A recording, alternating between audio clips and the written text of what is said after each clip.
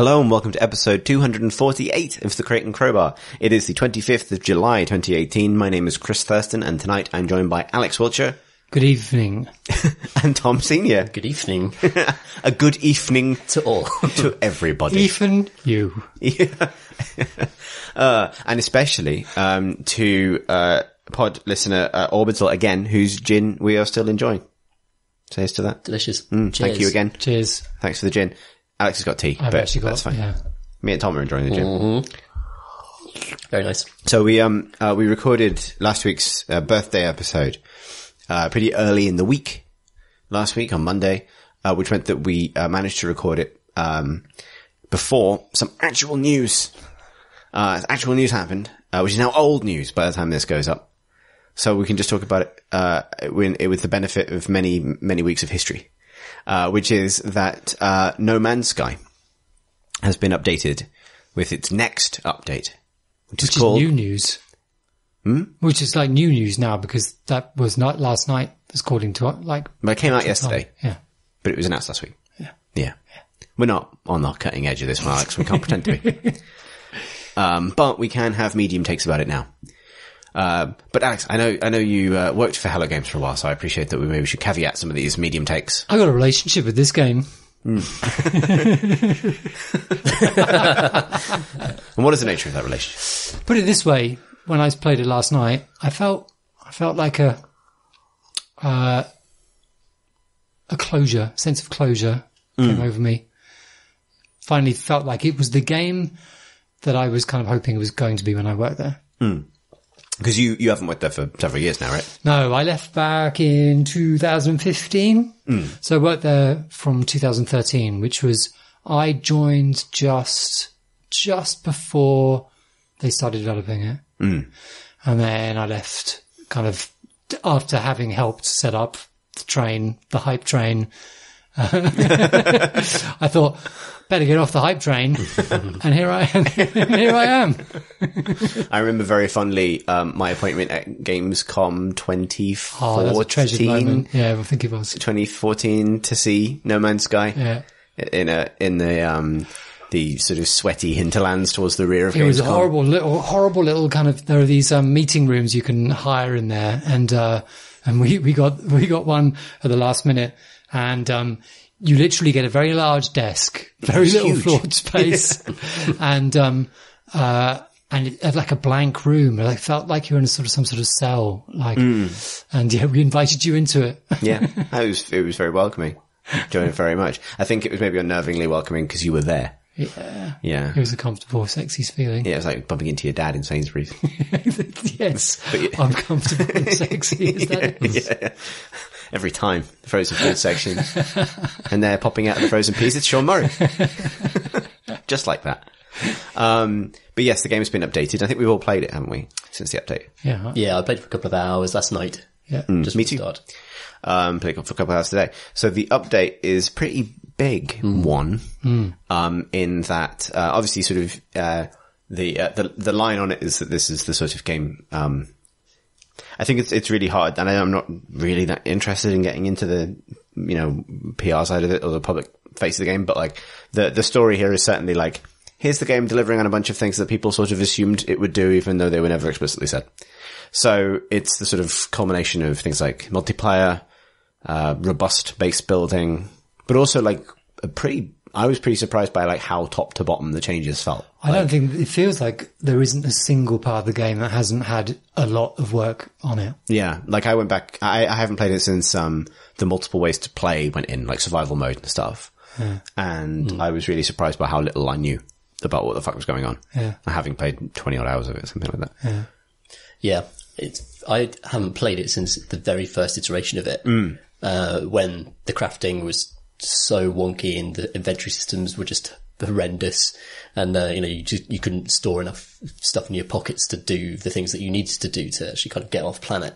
And the whole kind of onboarding process in the next update is just like night and day compared to the original experience. And I still I got a similar experience from both versions of the game though, and I quite enjoyed the first game as a quite solitary, lonely, being lost in the wilderness type of experience, and that's been retained, and now it just looks even more beautiful.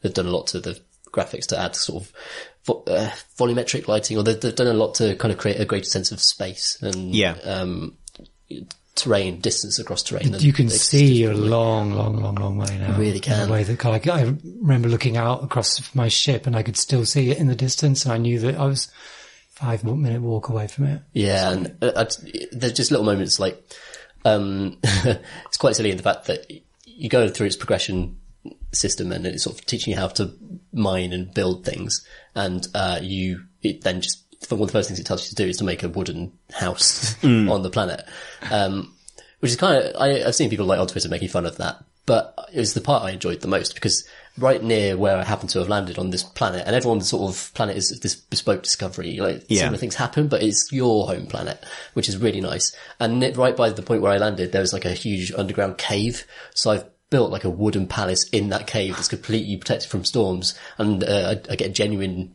sense of kind of sanctuary there, which I really, really enjoy about the game. I find it very atmospheric, and I've really enjoyed it so far. Yeah, the sound is massively kind of improved, like sort of the way that it changes when you go into a cave. And that whistling disappears. And the kind of the splatching, like your footsteps kind of in the mud. Splatching of the splatching of feet. The lonely splatching of a spaceman trying to avoid. That's a very different thing. Annihilated. That's the objective after you've built the shed. Yeah, I'm not that far through the game yet. I remember one of the big issues before launch was real worry about the way people would use the ships, because the whole idea, in that first iteration, the game actually lay in taking long on foot journeys. Like that was the game. It was meant to be a survival game about sort of dealing with happenstance as you try to get from one place to another, sort of desperate situations that arise. And, but you have this ship. And so the first thing you want to do is to fly there instead. And so people weren't just getting out of the ship, and they weren't taking those longer journeys. And the solution for that was to increase the cost of ship fuel, like of taking off and things. But then of course that feels really frustrating, because you're suddenly gated from doing the thing that, like, the power move of the game, which is taking off, zipping into space and going to a new planet, or at will. And so like there was a real sort of tension between these two kind of incredibly like pure ideals, which like just, and I think I don't know whether it's because the novelty of taking off in your ship has kind of abated a little bit. Like it's still the moment of coming down to a planet, I feel is still kind of great. But I also I played last night with a friend, and we spent ages on a planet just looking for stuff, getting into scrapes. It's great. The old, the way ships used to work, they used to have a sort of like minimum height level, which they had to fly as well, which was incredibly, incredibly awkward. It didn't behave at all how you'd expect a ship to behave, especially a ship that looks like a plane, that you expect to do plane things. It's not like, if it looked like a Kerbal Space Program big cylinder that has to jet off its orbit and jet down, it would have been different. But the fact that it looked like an aeroplane that you should be able to fly around the planet like an aeroplane created this really jarring sense that the game just wasn't letting you do the things that you would just basically expect of it.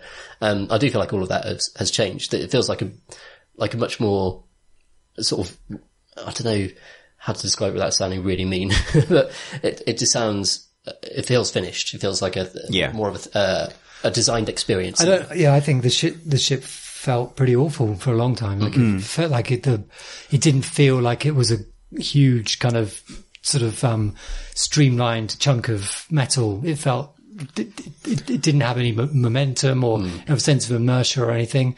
And now it really has. Like it's got that arcadey kind of inertia, which kind of was really sorely missing now. I don't think like it feels like amazing in its own right as a spaceship game necessarily. Yeah. But it's a lot better. Yeah. Like, I found my second start with it a little rough, my third start with it actually now, a little rough again. Like I always find this with No Man's Sky that like, I like it quite a lot. I liked it when it came out, but like with caveats. And then, I think underpinning this is like, I think something I've discovered is that I'm just not a huge fan of crafting in survival games. Honestly, like I understand the need to add friction to an environment, but in some ways, like creative mode isn't for me because creative isn't what I want. I want I want exploration with friction, but I've sort of discovered that like find some copper isn't my ideal form of friction in a game. And that's personal. But like, because I've sort of tried a bunch of things to try and make me like that. And going back to No Man's Sky, I appreciate, I think I did this the last time I returned to it, which was after this mode was added. I started in survival mode because just the way it's described, it sort of starts, normal mode is sort of chilled out as designed mode. And then creative mode, gives me the impression of just fly around and build whatever you like, which is not what I'm looking for. So I went with survival because basically it's like the make me feel something mode, right? Like the sort of like, I want to feel really immersed. So maybe this is the way to do it. But unfortunately that mode is so punishingly difficult and so clearly designed for people who are now so familiar with the systems of normal mode that they need to start that I don't think it's playable if it's your first go. Yeah. And part of me wonders why you're even offered that option. Because I can't imagine someone who's not familiar with the basic mechanics of No Man's Sky, which you're not when you start playing. And I wasn't because they've redesigned so much of it.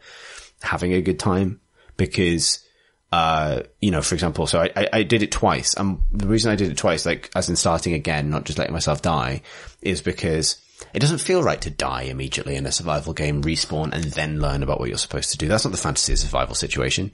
Like dying is not core to a survival, right? That goes without saying. Yeah. Like, so you spawn normally on a planet which is like radioactive or freezing cold all of the time and to an extreme degree.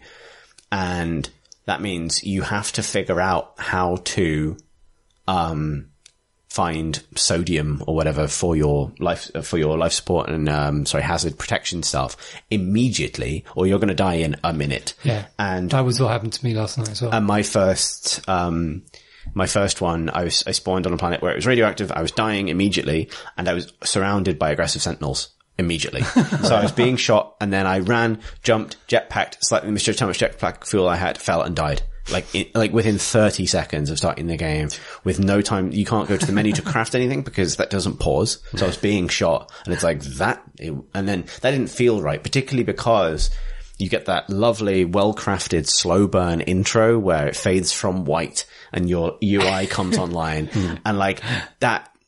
I've always had this issue with it. It feels slightly off and like that was just sort of like this sort of beautiful like bong, bong, bong, space adventure. You're going to get fucking murdered now. Run, dead. And so then I deleted that save, started again because I wanted to see if it was just like I got unlucky. No, same thing again. And then I finally played it on normal. Went back and played it on normal. Still spawned on in the middle of like an acid rain thunderstorm. But just because of the way things are scaled, I wasn't surrounded by deadly robots, and then it sort of worked like straight away. But even then, like, on that first planet, like, I found my first alien ruin, but it was hovering, like, 20 feet in the air. And not for space reasons, just for, like, random generation, done on a bit fucked kind of reasons. And so while I am enjoying it, and I think the improvements are kind of robust across the board, it always seems to fight my desire to have a really optimal experience with it, where I just sink into it and enjoy every planet, because everywhere is like, this is just a little bit off. And my way around it is now, I think, first time I played it, I decided that I was going to try and like do everything super slowly, name every creature, kind of really immerse myself in every world. And now I've decided just to play a bit faster. So my shed is built literally in the back garden of a shop. Like I found a Viking shop where there's some people and there's traders and ships come down and they trade. And I just built a shed in the back garden. And like when I put the base computer down, it said like, this land is unclaimed. I was like, well, it might actually be claimed, but fuck it. I put a flag here. Like it's, squatters' rights. Mine now. Yeah. And I just built a shed there. And then the only word I know in Viking is interloper. And when I walk in to talk to them, they go like, interloper. And I was like, yep, well, I built a shed in your back garden. So like, yeah, that is how that works. Yeah, the sort of bases and the space stations seem a lot more populated than they did. They seem completely skeletal when I first played the game. And it's not quite the sort of hubbub that you'd really want from, it's very static. Everyone who's in a place will stand there completely still and sort of wave their arms, not actually do anything with each other. It's sort of great at like giving you the fantasy of the spaceport, really. Like it feels a little bit like a facsimile. Then you go up to them and they sort of yammer at you in gibberish, and you pay them to learn one word. Would you like 100 sodium? Yeah, have some salt and teach me one word. And like, of all the ways you're going to learn a language, it's like, because the thing I love about that is it implies that either every alien knows one word of English, or they know English, but they're just dicks. Yeah. Yeah. They saw you come in. Like everybody is there to sort of perform, like everything is still very much veiled in kind of sort of mysterious language, but every little element is there to perform a specific thing, which is show you where like a alien artifacts might be, or where a space station might be, like sort of locations of interest, or words, alien words. Like there's no, it's a very kind of practical universe. Yeah. Yeah, it has rules. It has really defined rules. I think, and don't get me wrong, like I still have had a, good experience with it. I think what I'm going to do is, because, I really want to play it multiplayer. I think that's the thing I've been missing, and I feel like that's the thing it's been missing. I know you guys you Alex. Yeah, it was really, that, I think that was the special thing about it for my session last night, was just getting to be there with a friend, and, when those moments come where like it's a beautiful sunrise, or you find a nice place, or you've been looking for copper for a while and you find a copper, like seam of copper, like doing that together is just much more meaningful than when you're on your own. And when the janky stuff happens, I don't know, it's better with a friend, like it's, and it does feel like you and your friend are in the middle of nowhere. Like, and that's a great feeling actually, like knowing that, and when you see something and you kind of beck them over and kind of look at this. Like, no, it felt like playing the game properly afresh, actually, in a way that I hadn't since I first sort of saw it running, really. That's nice. Yeah. There still is a magic to looking up in the sky and seeing a brightly coloured moon and being like, oh yeah, I can actually just fly out right now and go there and see what's there, and it's going to be quite different to this place. It's quite good at keeping you together. That was what I was going to say, actually. I was really afraid that, sort of, I don't know if have you played Elite Dangerous? Yeah, quite a lot. So you've played with other people, right? Yeah, sort of. And there's a certain kind of like, where have you gone? Yeah, where have you gone-ness about, because you're crossing hundreds of millions of kilometers, like at incredible speeds, so therefore keeping everybody together in that kind of space is quite difficult. And this doesn't, like, obviously, No Man's Sky doesn't have autopilots and that kind of thing. And surprisingly, we've kept together quite well. Like, cause I think that maybe it's because you don't spend any time in deep space, certainly not moving. Like, you just sort of, you're either on your way somewhere or, or you're stopped on a planet and you can always see their icon. And, so actually, even the crossing space to another planet actually felt very, communal, which was good actually. That's right. Yeah, I think I'm gonna, cause, Pip's PC is knackered. I think I'm probably gonna move over to play it on PS4, which, so that we can play together. Cause I think that's the thing that will make it, really. Yeah. Like, I can't imagine myself investing a long time in it solo. But I understand that people really like this kind of survival. I just realized that I think my feeling was like, I built a shed. And now I can build different kinds of shed. Yeah, I can go in and out of the shed. Which is weird because I loved Subnautica. And I'd love to kind of figure out why that really, really worked for me. And this hasn't quite so much. Or I think the thing with Subnautica is because it's a fully designed experience and a fully designed world. Obviously No Man's like, and don't get me wrong, like I had the moment today going from planet A to planet B and coming down through the atmosphere of planet B and being like, oh wow, like just having the No Man's Sky moment of the clouds parting and seeing a landscape you haven't seen before, and a herd of snoot beasts. Inevitably, it's snoot beasts. Maybe they've got a little mushroom on their head. Maybe they have anglerfish lanterns. It'll be one of those two things. And going, oh cool, you know what I mean? Like I remember this, but like Subnautica, which is obviously more limited in scope, had a far more substantial sense of like, I really don't know what's going to be around this corner, which I think really got me. Like Subnautica almost functioned as a horror game. I think we talked about at the time, the Ocean Willies, whereas I sort of trust. You don't want to set up. You don't like No Man's Sky is not about. You never feel that you should be setting a kind of a permanent home. I know there are portals and stuff now that mean you can go back, but you're an itinerant in this game. But I suppose what I mean as well is like I don't have any. I know what kinds of challenges I'm going to face, and that this planet is going to be X amount more radioactive than the last one, or something like that. But I really never expect No Man's Sky to truly surprise me, which I think is possibly just its weakness. Like, you know what I mean? Like, you don't get, I don't know if they ever added them, because I think they were in an early trailer, but like the sandworms or something. You know what I mean? Like, you kind of want to go to the planet where you fundamentally don't understand something really important. Like, you know what I mean? Where a hill just eats you, or, you know what I mean? Something like that. Yeah, I don't know whether, because, I don't think this is a spoiler because I think it's just happened to him, but a friend I was playing with last night played today and he said, I've just been given a freighter, and I thought that freighters are a fairly late game thing. There are these, I think they've been moved a lot earlier in the game. Well, yeah, he said that he got into a dogfight with some NPCs and kind of, they chased him down to a planet and they kind of had a desperate fight, beat them, and one of the pilots gave him their freighter. Oh, well. Cool. And so yeah, that's surprising moments like that appear to be. I think I specifically want like surprising moments in Terra. Yeah. I want a creature I haven't fathomed to emerge and eat me. Like, not in a weird way. What about a dopey T-Rex? Well, Snooty one. Yeah, sometimes a big snoot beast will come over a hill and walk about a bit, and you'll scan it, and it'll be like, that's a big snoot beast, 3,000 space money for that. And you go, great, would you like to rename it? You're like, can't be asked. Just give me some points so I can get the advanced mining laser. And then let go. It was a transaction that both I and the snoot beast could profit from without ever really fully acknowledging each other. I think that's my thing. Like, I want it, make me touch the snoot beast. That's what I'm saying, Sean. It's a good message. Yeah, exactly. But yeah, like, Tom, have you played it multiplayer, or did you just? No, not yet. No, I was hobbling around on my own. It's interesting, No Man's Sky, because when it first came out, a lot of people were talking about it in the context of procedural generation and the extent to which procedural generation could possibly create the kind of unique experiences we're sort of trying to describe.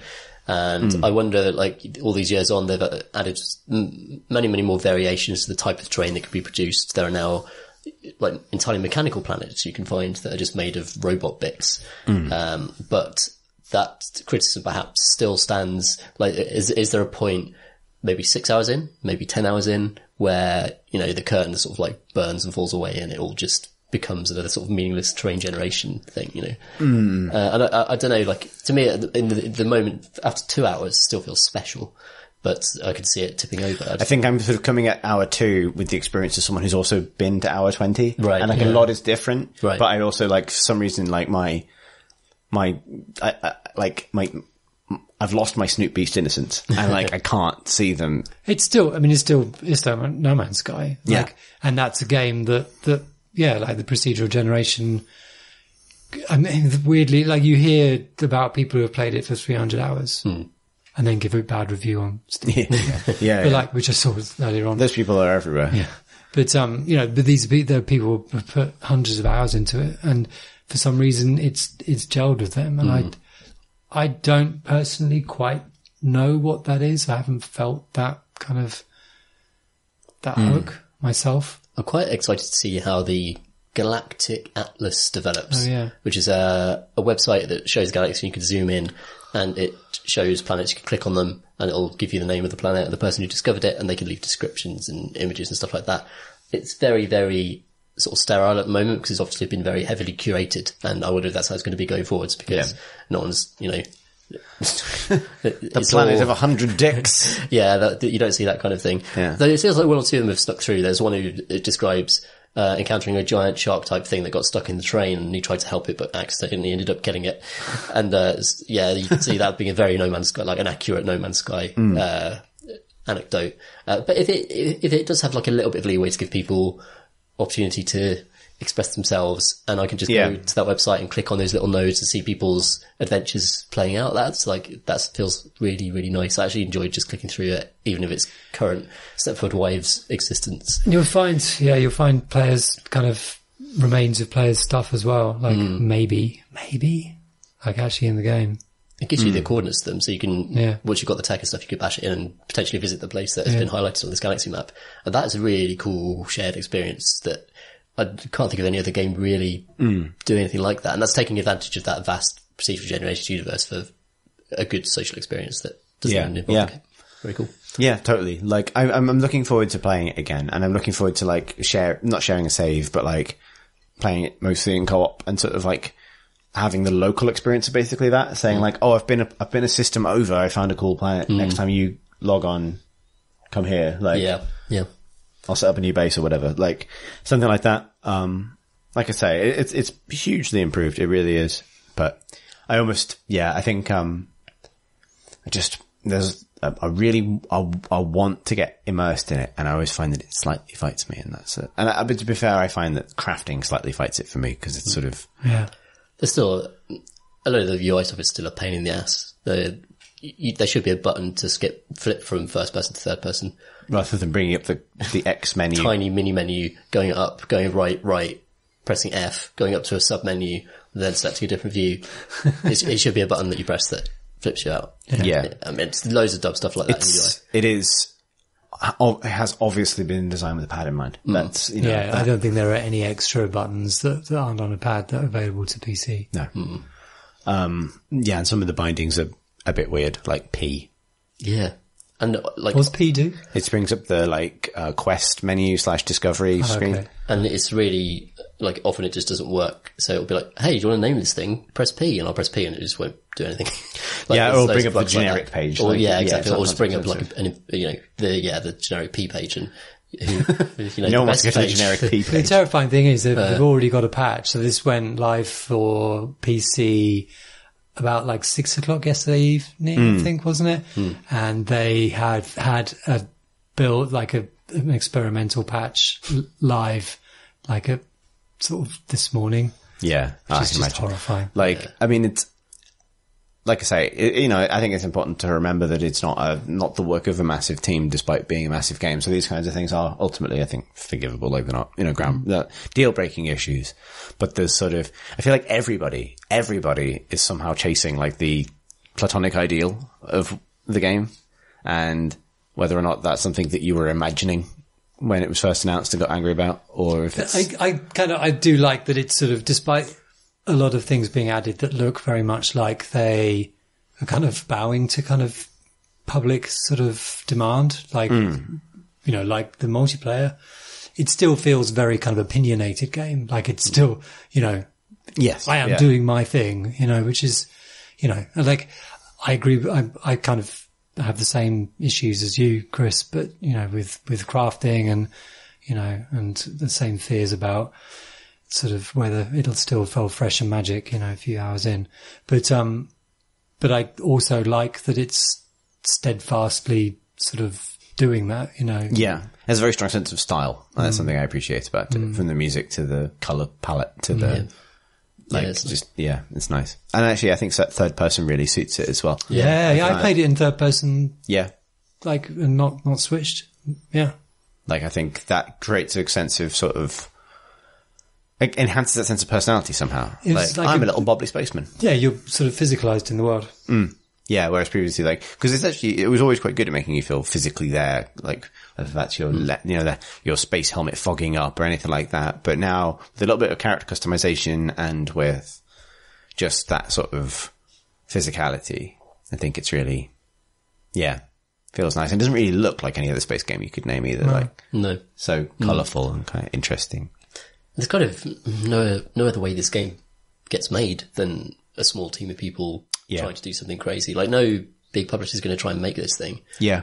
And I think of the sort of, I don't know whether we'll call it like this has been a decade of like super ambitious space games, right? And not all of them will be out by the end of this decade. And like of them, it is sort of fascinating case in its own right, because it feels, obviously Elite is resolutely doing its own thing. But it feels very sort of idiosyncratic and now complete in a way that I don't think it originally did, if you know what I mean. Like now I feel like, I'm a little bit fussy about it because I kind of get frustrated with what is perceived as the sort of limitations of or in some ways the limitations of procedural generation. Like it's sort of procedural generation, but so granular that it's almost hard to tell the difference, which is a weird thing to say. And those sorts of things. But actually, like, it is very successful at kind of just spinning up a new pretty thing for you to look at. I think the environments are much more naturalistic. Like you have plains now, like more sort of flat areas. Like it's not, I think when it launched, the environments were hyper dramatic. Like it's sort of hundreds of trees, like sheer cliff edges, like as if they want to kind of... You like mesas? Is a planet just mesas? Yeah, it's just mesas, and you will see them at such a density that you couldn't avoid knowing that this is a masonry planet. Whereas, it feels like you could go exploring and find something surprising in this one. Yeah. Yeah, and there is something sort of evocative about those worlds as well, because they seem sort of like they have personality by virtue of slightly subtler features rather than that aggressive, like, almost Sonic Ice level tier of theming, right? Yeah. I think having like visible stratospheric effects, like just cloud activity, and cloud is really great. Impact, and that immediately just like instinctively clues you in that there's an atmosphere, and it sort of has a texture if the clouds are a certain color or a certain density. And that's just a really small thing, but it's something that has a big impact on how a planet and a place feels. Yeah. Like the place I'm currently am is a tropical planet full of like sunken lakes that are sort of down in pits in the ground, an inverted mesa, if you will, like a kind of sheer-sided pit. The anti-mesas. Yeah. With a lake at the bottom, and it's very peaceful and full of life and beautiful and temperate and, habitable.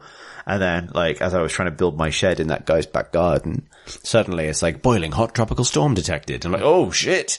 And that sort of gave it a little bit of bite, I'm like, oh, okay, this is an alien world. And I'm a bit cool on the monsters that inhabit it, because it's, imagine, if you will, just a freaky wombat. Okay. But yeah, it still had that sense of like, oh, this is a place. I'm in a place. I'll be a little bit sad to leave, but then I'll forget about it. Yeah. And I'll be on the next place. That's good. And also rings, planets with rings. Look amazing. Yeah. Nice. You're like, fucking hell, look at that. Yeah. It's got rings. Yeah. That's the feeling I've had twice today. All in all, good. 2 years of drama lined up, and it's quite good. Yeah, it's quite good. Probably 7 out of 10. All told. We should talk about what we've otherwise been playing. Yeah, Alex, I understand that you've been digging deep into gaming's past. Yeah. So this kind of, it wasn't spurred by this, but I enjoyed Tom's article the other day about Warhammer, because if you want me to make up some Warhammer games that don't exist, I can do 50 a day for money. He reminded me of Relic's Space Marine game, third person kind of action game, a resolutely kind of perfect 7 out of 10 game, which was bang on, isn't it? Very like it's Gears of War, but with everything perfect, like it still looks really good today. But the reason I wanted to play it is that I wanted my son to play it. My son is 13 and he's massively into 40k. Not so much playing, actually, like as in the war game, more about just the world and just painting figures and things. So he's been obsessing over his warband of orcs that he's been steadily painting over the past few weeks, and he's kind of gained skills, and it's been really nice. I should also say that he's autistic, and not in a particularly mega way, in a gentle kind of sort of just my son kind of way. and therefore he has his own very kind of personal relationships with games and with the worlds particularly that they're in. And one of his favourite things is the idea of giant armies clashing, like of huge great forces kind of running each other and smashing each other in. He's he's incredibly gentle in fact, but he loves this fantasy and that's the 40k for him. And he loves the orcs because they're just this sort of kind of bio kind of flesh kind of wall of green that kind of just arises and kind of smashes over everything. But so I wanted to show him Space Marine because kind of it's that, and you go to punch everything, and that's just, and he loved it. He absolutely loved it. But it's also what drew him a long time ago to StarCraft. He has been playing it on his own, I would say, for a year and a half, maybe 2 years. And he plays it in very much his own way, which is basically to play Terran, to build up an enormous army of Marines, and then just to steamroller his way through it. I remember a while ago, I managed to talk him into playing against each other in a match, and I knew exactly what he would do, and kind of, strategized accordingly and smashed him. And my intention there was not to be like competitive dad, but actually to try to show him that he could try something else, that his massive army of Marines maybe wasn't. It was what my technique was. My strategy was basically to get. I think it was is it Reapers? Is it the flying ones? Oh yeah. I Reaper rushed him. That's what I did. It's pretty grim. It's pretty grim. It's not good. It's not good at all. And I basically destroyed his barracks before he could build any Crush his dream. Because You're welcome, son. But my intentions were pure. I wanted him, and he basically was really upset at me. The life lesson there is like, you can't rely on massive blobs of Marines in life, son. You've got a huge blob of Marines isn't going to get you through school. But why? Because someone out there's going to come at you with a Reaper rush and crush it. They're going to kill all your SCVs. Go to mid-online. You're going to have no money. How are you going to get the Marines then? I remember his cries. It'd be, Dad, what are you doing? Dad! and then you'd have crying. So that was bad. Being the Sainsbury's encounter he desperately didn't want. So he won't play. He won't play me in competitive anymore. Oh no! But he will play co-op and space. I hadn't really been keeping that much of an eye on StarCraft, and cooperative modes is something that has been added in the past few years. I think it came in with Heart of the Swarm. Yeah. Oh no, I think it might have been Legacy of the Void actually. Yes, you're right. Legacy of the Void. So that was an expansion that I still don't have. That's good. Yeah, I should play. He's got it. He's played it all. Yeah, I thoroughly recommend playing the epilogue campaign that follows all three of the others because it's nonsense. Oh, good. If you hate like Blizzard writing as much as I hate like Blizzard writing, then you can stare at that with fascination. As they attempt to tie up all of those games in a single mission. Oh, that's good. That's good. That's good. Okay, I'm going to buy it. That's good. That's great. So yeah, we've been playing co-op missions together, and they have been really fun. Like they're just good missions. They are basically story missions, but for two people, and where you have to. There are ones I remember from the campaign, like trains that are going through the level, and you've got to destroy the trains while building up your base. Before enough, without too many trains getting through, that kind of thing. Defend the points while the thing's happening. Like it's basic excuses to sort of plan giving troops to dealing with that, dealing with the mission objectives while also defending your base and negotiating it all with your partner. And like, it's been really good playing that with him, mostly because I've seen, because he's very conservative, and I've been on and on and on about him, at him. I just sound like a Nazi dad. Nazi dad comes along, says, you got to use your shortcuts, don't you keep clicking around the screen. Just use keyboard. Try to start getting used to keyboard shortcuts. I think this is quite sweet. These are the life lessons you desperately need him to understand now. No blobs and well, I mean, a bio-blob is a perfectly legitimate Terran strategy, but it's not the only strategy. Yeah, he needs to scout for it first. Just teach him to send out that scout. But he's been quietly. That's the thing with him. Like throughout his life, he's always seems to be behind. And you always, or at least you worry that he's going to be behind everyone else. But then quietly, he just learns. He just does it. Like quietly, you can worry and worry and worry, and then, he won't really listen to you. Well, he does, but you're talking on a wavelength that is just not, his interest is just not tallying with the things that are important to him at that point. Yeah. And so he's been playing against other players or with other players, mostly almost all co-op. And has started using keyboard shortcuts. He builds tanks. He loves the siege tank now. The siege tank is the best tank. It's the best thing, yeah. And that's been really wonderful. And he's not only been playing Reyna. In co-op mode, you pick a character. And these characters are all very, very different. They have very specific bonuses and very specific abilities, and they level up as you use them. So Reyna is all about infantry, so that immediately spoke to Jack. But there's also a Terran character who is all about armor, about tanks and stuff, vehicles, and obviously there are all the other races as well. And they all demand a different way of playing them. And, as they do in the campaign pretty much, because there's the Rotty space captain, the Zergy one. That guy. The Russian. Is Strukov? Yeah, that's it. Stukov. Yeah. How do I know that? Fuck. And he's a very weird character to play. And Jack kind of was teaching me how to play him. And that was great. He often gets higher kill counts than me.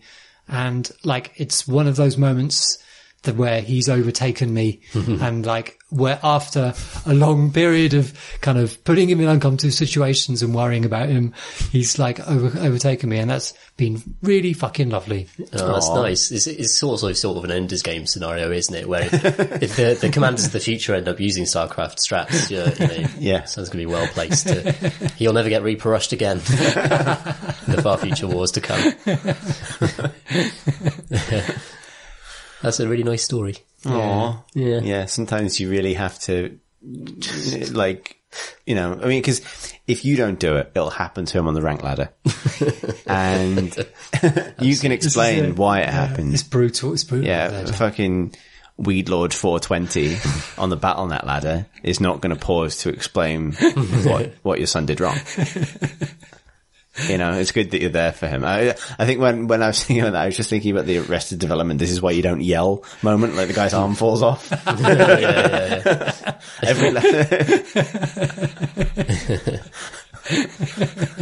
This is why you don't just rely on being able to farm. Yeah, little kid. Yeah. Yeah. Well, we all learn something. Tom, what have you been up to? I've been playing Doom Reboot from 2016. Why not? And why not? It's just fucking great. There's hardly anything to say about it really, because it is just a really satisfying no-nonsense shooter. You've been score attacking or kind of getting just go back through the campaign again. I didn't actually finish the campaign. I got halfway through it, I think, and now I'm past where I used to be. But it just, guess what? Satan's all the way down. No spoilers. There's so much it's the same colour palette throughout the entire game so far, and it's not going to change. It's going to be brown. There's some greeny bits. There's some sort of metal. Oh, so the colours are red. Yeah. Metal. Yeah. Greenish. Ish. Fire. Yeah, I've pretty much done all of them. Yeah. Okay. I've seen the entire colour palette of the game. Nothing can ever be greenish because they signal everything, all the paths through the environments are signaled by bright green lights, which is one of the many things I like about the game, in that it's not trying too hard to, trick you to thinking it's a real place or a real world. It's conceited at every level Yeah, this isn't a science facility. but own it in a way that completely serves the fantasy of double jumping, shotgunning a demon into the face and then executing it with a sort of like gory close combat move. I love it. I mean, am I right in remembering that it has some sort of vague overture to like the plot that is in all things like this, be they movie or video game, which is like, we need to do this for profit reasons. Hell portal. Bomb. Yeah. Mike McGordon. Yeah, there's like a corporation. The CEO has transplanted his brain in. He got brain cancer, and so he replaced his human body with a mechanical body. And he's one of the only creatures that's travelled across the border between the human world and the hell world, apart from the Doom Marine. Yeah, exactly. So yeah, it's got all that. Transcends space and time. Yeah, and Doom Marine was recovered from a coffin from the deepest depths of hell. That's what I really struggle with, the fact that the Doom Marine looks like a really boring kind of take on, like, what if a spaceman We're was covering a off Marine? all the spacemen this week. Like, and yet they also want him to have this kind of eldritch, kind of ancient kind of powers sort of sense, where he's from an ancient kind of order of like eternal warriors or something. Yeah, like this is sort of like a cycle that must repeat throughout history. And yet it looks like sort of, which is literally true, what some teenagers would scrawl kind of like if they were trying to think of something edgy. Like he's got a space armor on, but he's got bare forearms, so you can see that he's jacked. They weren't brave enough to give him a little crop top. I like how the prophecy always goes the same way, in that, like, first he shall discover a pistol, then he shall discover a bad shotgun, and then he'll discover a machine gun with a zoom capability that lets him snipe from afar. That's the thing with that arsenal. Like, it still has. It's like, it's still every weapon you still love. It's like, brilliant. you don't have those stratified tiers. Yeah, it is like, you know, even the going charge where pistol everybody has knows your something name, to it. right? Yeah. Like you reunite with all of the guns. Yes, like if they ever yes. do a proper Quake reboot, like if they ever do for Doom, if they ever do for Quake what they did for Doom, then Do for Doom. Cake. do for Doom, then, you know, reuniting with the nail gun from Quake would be like, you know, My old friend. yeah, exactly. Like, what have you been up to? I haven't seen you in years. You look good. Mate, And then you you're should having go sex back. with the nail gun. You should go back to Quake, because there has been some fucking great Quake maps. I know there's been great Quake maps, but you know what I mean? No, like, released recently. I know, some but like, I fucking want awesome it shit. to look like, I want Mick Gordon to like come in my house and go like, Put it Trent on in Reznor the can be there. background, for God's sake. You've got no excuses. oh, okay. Like, literally, like, these maps are really good, I'm sure and they're- it still feels great. And like with all the latest patchy whatnots, like it Then looks patchy whatnot. perfect Yeah. on your screen. All right. Yeah. You convinced me, but still, you know what I'm saying, right? Like, Yeah. I want them to. The weapons are absolutely great in this game. I've just picked up the Gauss rifle, and that thing just pops demons from like across the other side of a map. If you see them, they're dead. That's it. And it just gives you increasingly powerful nonsense. Have you got the BFG yet? Don't know the BFG yet. Oh, that's such a good moment. All of the Because they know what that means as well. Yeah, so it's like the level's called fucking like BFG Lab or something. And they do have a name for I can't remember what it's called. Like there's another explanation for that acronym other than big fucking gun. I can't remember what it is. It's like biofusion gun or something like that. okay. And then, Oh man, that's and good. they're so careful. And this is not really a spoiler because it's fucking Doom. Of course, But yeah. they're so careful to give it to you in a moment and then be like, oh, you're falling a big box of monsters. What are you gonna do? What are you gonna do? What's that? It's Distant Mick Gordon. Oh, it's so good. And then in the last act, the Doom Marine did discover the BFG. Oh, not in the last act. It goes away after that. It goes a long way after that. Oh, You've yeah. got it. It's a big game, loads. actually. It's quite a long game. Have you done the Cyber Demon boss yet? No. Oh, mate, Maybe I'm that's just not hardly even, into you're it. not even halfway through. I played it for like 10 hours. Yeah, it goes. It keeps going. Wow, yeah. I'm just having It such keeps a it good time. up, I think, as well. Oh, yeah. You look so delighted. I just thrilled that you said that. All the guns have like upgrade, like two upgrade Yeah. versions. And you can, if you find enough sort of special items, you can access all of them if you want to. But I just unlocked one for the minigun that is absolutely insane. It's like the sniper one. No, so I like that. That's like a rifle. There's Oh, the, yeah, there's sorry, the yeah. more that spitty one. rifle, the sniper rifles, the there's basically like the Call of Duty gun that you can then get a scope for, and then you can increase it fires special ammo when you're zoomed, and that is amazing. Like, there's the one, and it also gets super powerful when you're zoomed. But then, there's a chain gun where you basically you can barely move, but like you're just spitting 2 barrels worth of bullets out. That's the one that's what I'm currently just maining for the current next level or two. Because there are a couple of options for it, and I think it's called like a turret option, which is a bit misleading. It suggests that you put it down, but no, what happens is it's a minigun that's really cumbersome and hard to fire, and you have to wind up. But unless in this mode you hold down the right mouse button, it unfolds into 3 sort of miniguns that individually spin and obliterates anything in front of you. And there's no reloading in the game. You don't reload in Doom 2016. It's so weird. I kept pressing them. Yeah, I keep on pressing it. Yeah. But all those little changes that just it so understands it's the fantasy it's trying to create, and everything about it realises that fantasy brilliantly. The movement, it feels amazing. The double jumping, the mantling, just being really, really kind of forgiving, and it lets you pull off kind of what you want to pull off. The fact that I love the chain. I almost said chainsword.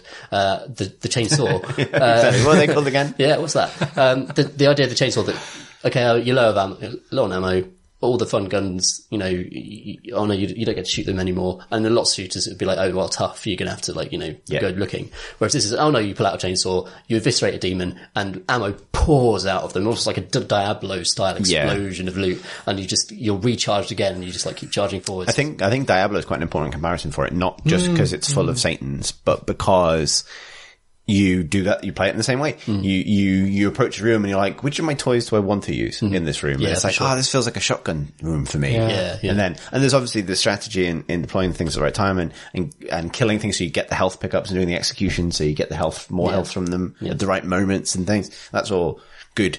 But the way its rhythm pushes you forward and encourages you not to stop.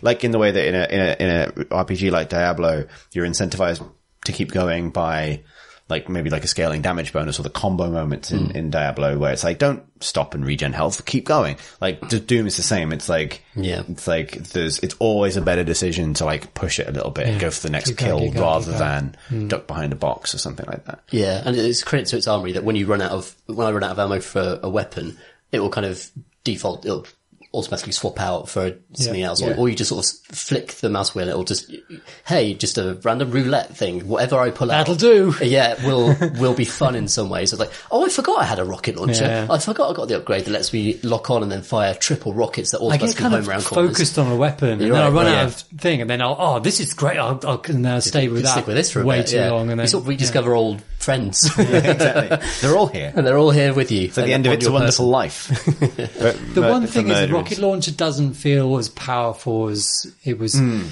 kind of used to. It used to be kind of, it does blow stuff up, but, and if you think about the rocket launcher against kind of, Barons of Hell, it took quite a few rockets to get them down anyway, but it had more sense of power than the rockets in Doom 2016 I think, but I don't know if that's a criticism.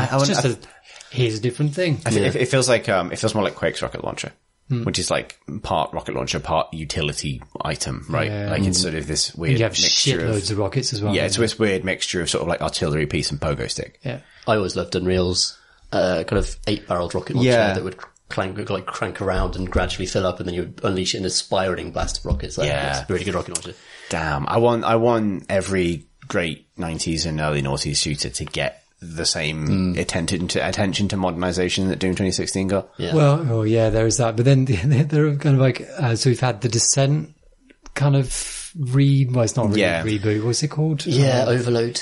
And then Forsaken. I saw that Forsaken has been announced as a remake today. And Forsaken being, I really liked that game on PlayStation for some reason, because it looked really nice and it was really smooth and fast.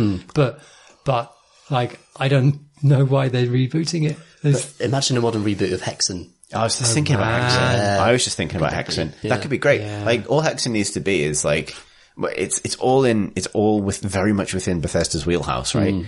Just make a Doom but with Elder Scrolls shit in it. Yeah. Just basically that's what that is. Yeah, that'd be great.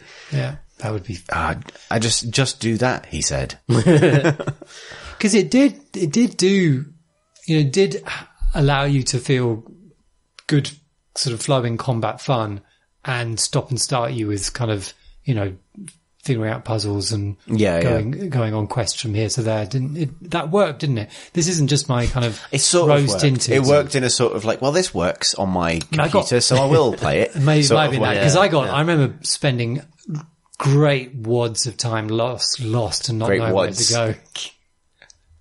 Great wads of time, great BSPs of time. Teen wads. Yeah.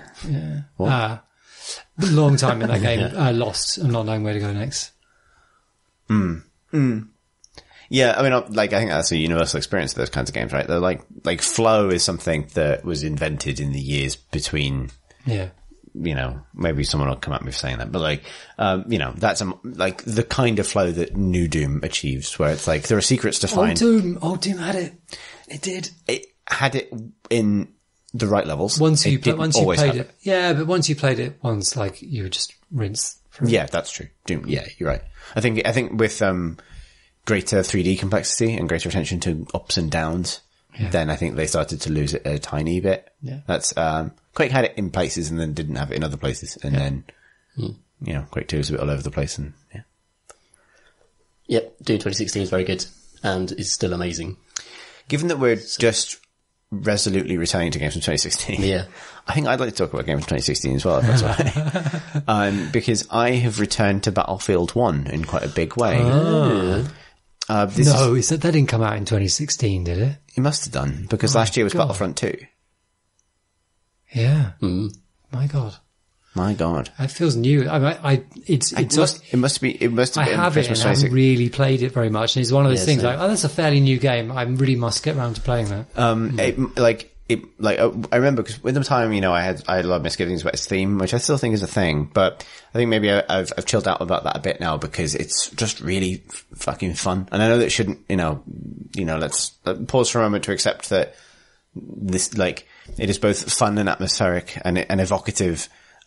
Using the vocabulary of World War I trench warfare, that's a kettle of fish. If we accept that video games are often reductive and arcadey and dumb and a kettle of fish, then, we probably move on. But I returned to it because, my friend Dan has been playing it a lot. And I remembered it, I played quite a bit of it when it came out, but didn't, stick around. And actually going back to it, I've been really taken with it. And I think that's partly the benefit of a couple of years of refinements and things, but it's still a fucking mess. I feel like it is from two bad microtransaction eras ago in that it's pre-loot boxes. It has loot boxes, but they're strictly cosmetic and kind of non-interruptive. But it also is from the battle pass. I thought there are some weapons that you need to get parts for that come out of the loot. It's skins. It's only skins. Okay. Well, I think you can get certain melee weapons, but your melee weapon is just a skin. It's just what triggers when you bayonet somebody or whatever. I don't have the Battlefield Premium Pass and I haven't spent any money on any of the expansions. So there's whole swathes of it I can't play. That's stupid, but there's still plenty of people playing it. And that was the exact same problem with Battlefield 4. Yeah. Yep. And Battlefront. Yeah. Yep. And Battlefront 3.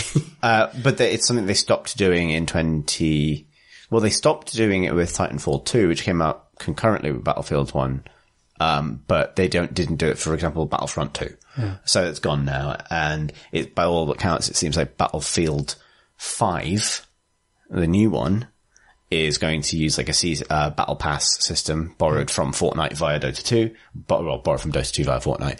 So, that's the new thing. And so for all those reasons, it's janky. For some reason, despite being tied into this sort of unified Battlefield kind of UI, where you can page between Battlefield 4 and Battlefield 1 and do all this stuff, it's still a giant mess.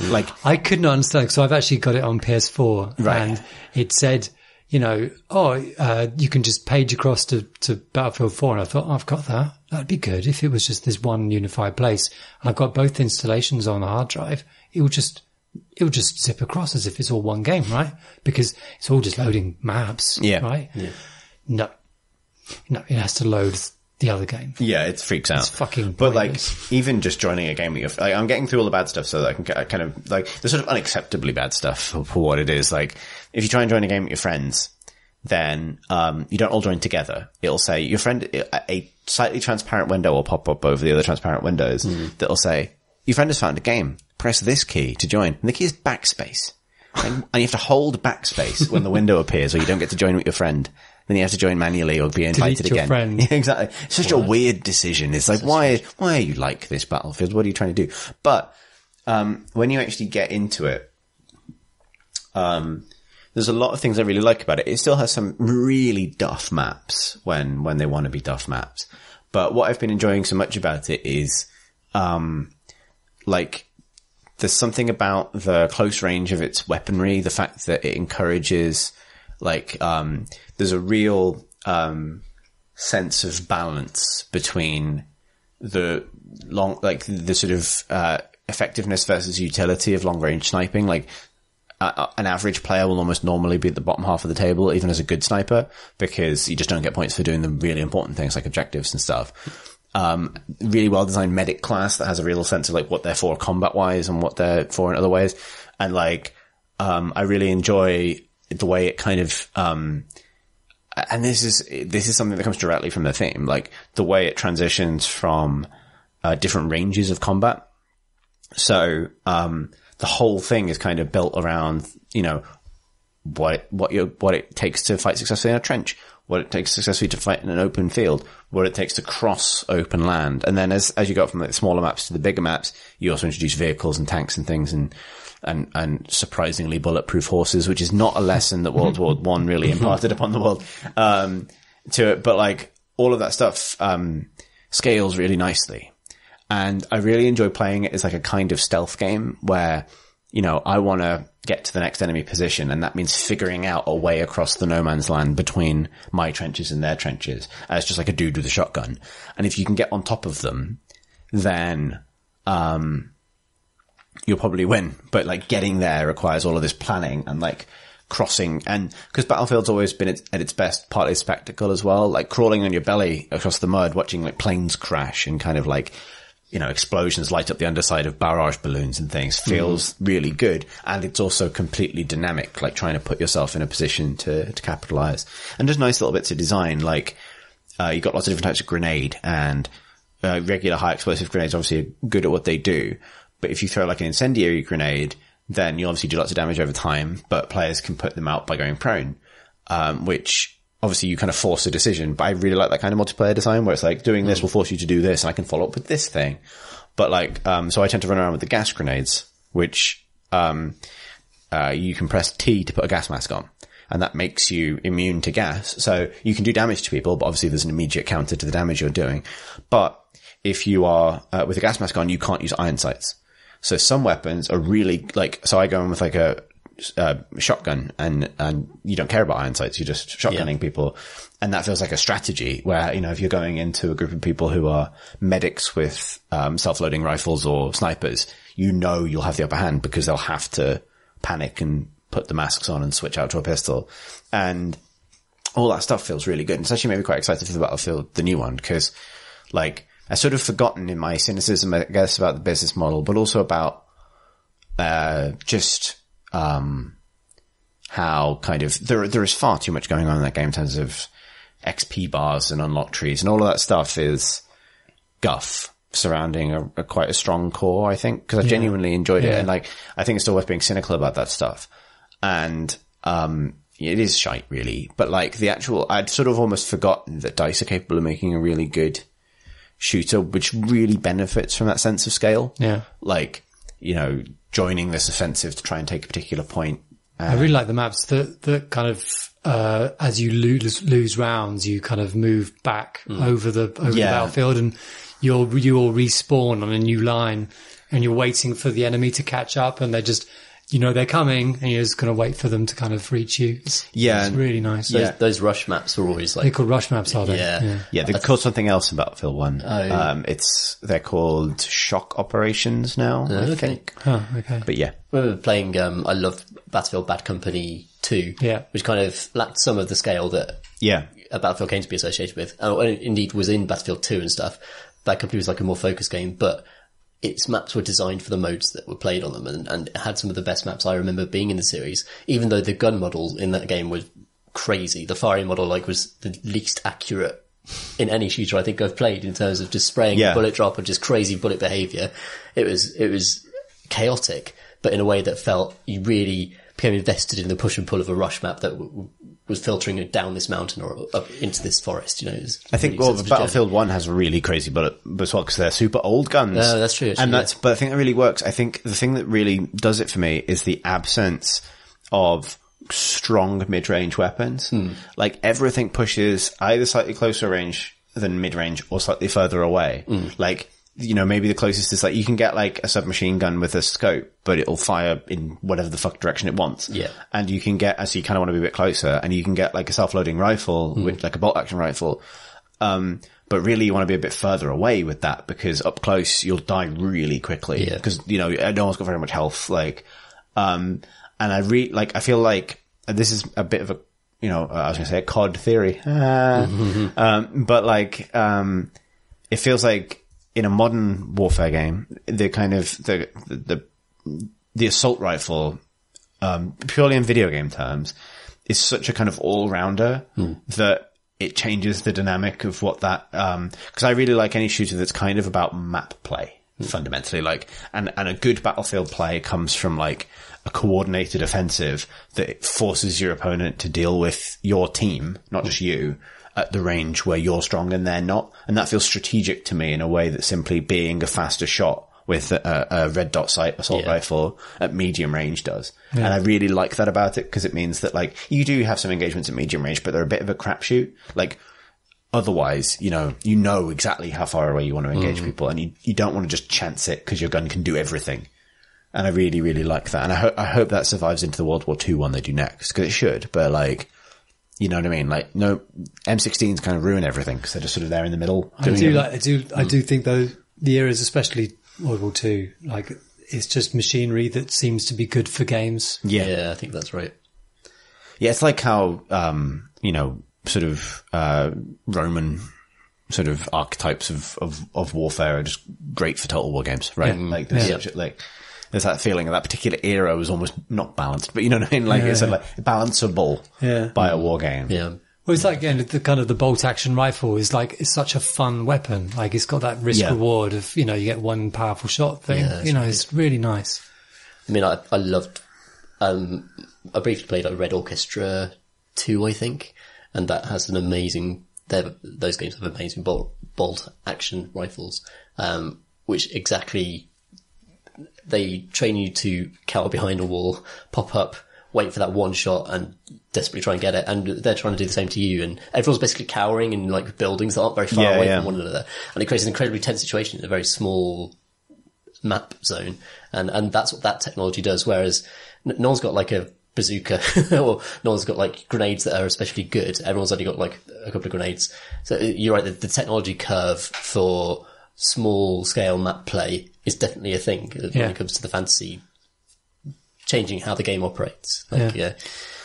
Modern Warfare is almost too good to send a drone to do your you job. get an enormous amount of weapons and they all feel if you experience them, sure, there's huge differences between them, but to me, I mean, in video game terms, I can't. The simple truth of it is just the colour of the fucking sight. Yeah, the simple truth, obviously none of these games are realistic, but a Modern Warfare game artificially contracts how close range modern encounters take place. You have no excuse for a bolt action rifle. A real sniper does not engage from even 100 meters away. You know what I mean? And it's already a bit off. Yeah. You're already fully in the cinematic idea of how these things behave rather than anything close to sort of verisimilitude. And that's not to say that. And that's totally cool. One's realistic. But it's but I think it's the fact that they can't introduce a really wide dynamic range of weapons because the theme just doesn't support them. Yeah. Whereas, in armor, assault rifle being different from a sniper rifle, being different from a shorter range, it's a vast difference because you have the vast spaces to actually. That's true. That's true. It's range. It's what you were saying before about the map being the whereas because there are big ranges in Battlefield, but there's a certain range where it's I can spot a guy on that hill over there, but neither of us can do anything about it, right? Because maybe 1 in a million shot makes it, but I'm just not going to stand here firing. I'm going to run and try and get closer and things, and that's that works really well. that feeling of like, oh, they're, you know, you get that thing of like, oh, we know exactly what trench or bunker they're holed up in. But rather than stay on this hill I'm behind and try and shoot them, this means I kind of have to figure out how I'm going to get across to them and get a grenade through the window without getting seen, which is a legit multiplayer stealth game at that point. And it feels really good to pull that off, like to be behind enemy lines and sort of stay there unspotted and take people out, and it feels really good. It's real nice. I also want to give a shout out to the single player, which is all right. Like, it's perfectly all right as these things go. But I didn't realize I hadn't finished it, and I jumped back in on the Italian campaign, which is wonderful because it's I just the fucking big heart emoji for the ambition that went into this. Have you played it? The Italian campaign? I think I know the thing that that's going to appeal to you. So it starts with a cutscene where an old man is going through his photos of the war, a picture of him and his brother. He was a member of the Arditi, like Italian special forces during the war. His daughter comes up the stairs and says, you know, like, Papa, you know, we're ready for you downstairs. It's his birthday or something. I don't know. We're ready for you downstairs. Oh, what's that you're looking at? Oh, it's a photo from my time in the war. And suddenly you zoom into the photo, fills your vision. Suddenly you're him, aged 20 in the Alps. And he's like, and it's sort of conducted as like, did I tell you about my final battle with my brother? And she's like, no, tell me. And so the whole thing is narrated by both of them having a conversation in the present, whenever that is, as you play. But implicitly, this is the story about how he put a full suit of plate armor on, picked up a Lewis gun, and killed like 1,000 Austro-Hungarians. And it's delivered so deadpan, but like wading through. He's like this sort of. He's like the heavy from Team Fortress, and like it's just like, but more so. You know, first we had to take the church. He's got like a massive gun. There you go. Like, and he's saying, I had the biggest balls in Europe. You have no idea how big they were. Yeah. And then he gets, and his brother's fighting in the valley, and you take this AA gun that's impeding the Italian Air Force. And he says, and then I saw an entire wing of bombers, and they were coming, and if they blow up my brother, that's bad. So I had to fight the entire wing of bombers by myself, turret section. And he's still describing this as like a story to his daughter, like, war is hell, my dear. But sometimes a man just gotta do what he gotta do and kill like an entire air wing. And then a bomber plane crashes on him and he rolls away and falls out of his plate armor and wakes up with like a bump on his head. Like, oh, that's smart. Time to kill the rest of the army. Yeah, the war is so good. There's a couple of stories like that. There's a good one about where you go flying in that one and it ends with a Zeppelin. Oh, you do, like, you end up running across a flaming Zeppelin over the Thames. Yeah. That's right. Yeah. And is that like the Cockney dude? Yeah, I think he's like a roguish type, and he's not trusted. He's not supposed to be part of the unit, but then he does it anyway. Well, that was the thing. Like, that story I sort of, because that's the one before this one. Right. And that one, you get the impression that because he's this sort of like card shark gambler, the whole thing could be a lie. Right. And that'd be the unreliable narrator. Sure. Whereas if that's the conceit, then this old Italian bloke is just lying through his teeth to his children in like a kind of like, what did you do in the war, granddad? Yeah. Well, he was drinking a very good Montepulciano. Exactly. I just, we made this joke because, we were playing a map, a really good, one of the smaller maps where you got to take like a German submarine pen. Actually, I don't even, is that apocryphal? Anachronistic even? We were defending it. I was playing as the Germans, and the Brits did the thing with their big blimp that makes the most sense, which is to fly it at like more or less sea level and orbit the map, just like strafing Germans like a drive-by, like leaning out the windows of this blimp. Amazing. And I basically, we were struggling to take it out because their planes were good at taking out our planes, and this thing was really fucking us up. Yeah. And so I've got a Giphy cat, which I might put in the show notes, of me just sprinting down this pier with like an anti-tank grenade, lobbing it overhand at this blimp, and then the entire thing just explodes. Because I got lucky and did like the last 25 points of damage to it. But like, I did, like, when I posted that on our Discord, it was like, what did you do in the war, granddad? Like, this huge, like, screen-filling explosion. Like, well, I killed a blimp with my bare hands. Which are very explosive, and therefore really shouldn't sort of absorb the amount of machine gun fire that they do. Probably not. No, indeed. I mean, that game, that is like where the theming, like, this is the horrors of trench warfare and insane things that happen continually. But I think Tom Francis probably talked about it quite a long time contemporaneously about the desert levels, which are great. Yeah. Yeah. They're really good. Oh yeah. Yeah. It's just, I mean, it is, we talked about this at the time, but that no one has chosen really to do that with World War One, and that's what makes it almost funny. It feels it's accidentally subversive, because that is the war of Wilfred Owen and Siegfried Sassoon. That is the war of just, it's the bad war. Good poetry about a bad thing. Yeah. You know what I mean? It's not the war of like, and this was fucking badass. I wrestled a Zeppelin, and then I punched a man off his horse, then I got on the horse, and horses just absorb bullets. You just, like, ride into the line of fire, and no one can do anything about you, and you've got a lance. And you pick a guy up and keep on riding, and he's stuck on the end of the lance. And you're like, fuck yeah, World War One. And all that stuff is in the game. Like, you can be stuck on the end of a lance, just dragged away from the trench that you were in. It's real dumb. But actually, coming back to it years later, it's like, actually, it all really works. I'm almost annoyed that it works as well as it does. Because it's like, yeah, actually, they're really onto something with this. Enough about war, let's do some questions. Okay. Let's do it. Alright, let's do it. Wes. Right.